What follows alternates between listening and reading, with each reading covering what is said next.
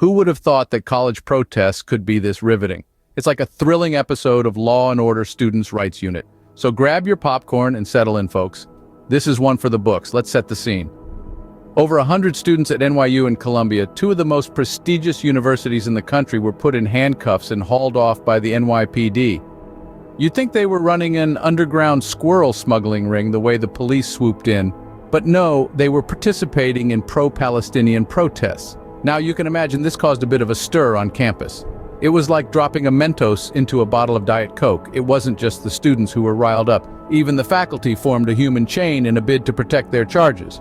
Talk about teachers going the extra mile. However, not everyone was cheering them on. Columbia University donor Robert Kraft pulled his funding faster than a cat avoiding a bath. Citing concerns over student safety, Kraft seemed to have forgotten that college is also about learning to stand up for what one believes in. But hey, who needs college funds when you have the power of protest, right? These protests didn't just stay confined to NYU and Columbia. They spread faster than a rumor about free beer on a Friday night. Other universities across the United States, including Yale, MIT, and the University of Michigan, started seeing their own pro-Palestine protests. In an interesting twist, faculty at Columbia decided to censure their university president over the handling of the protest. It's like a modern-day academic coup. Even New York Representative Dan Goldman compared the anti-Semitism at Columbia to the 2017 white supremacist rally in Charlottesville. That's a comparison you don't hear every day. Meanwhile, pro-Palestinian protests and encampments sprung up like mushrooms across various universities nationwide, including University of Pittsburgh and Harvard. It seems that the spirit of protest is alive and well in our nation's universities.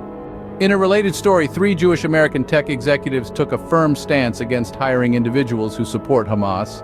They drew the line at explicit support for Hamas while still considering candidates engaged in pro-Palestinian activism. It's like saying, we don't mind if you root for the underdog, just don't cheer for the villain. So, there you have it, folks. College protests have never been this exciting since, well, the last time college protests were this exciting. Whether you're a student, a faculty member, a donor, or just a bystander, it's clear that everyone has a part to play in this drama. But remember, amidst all the chaos and the passion, it's important not to lose sight of the bigger picture. After all, college isn't just about getting a degree, it's also about learning to stand up for what you believe in. And who knows, you might even get a good story out of it.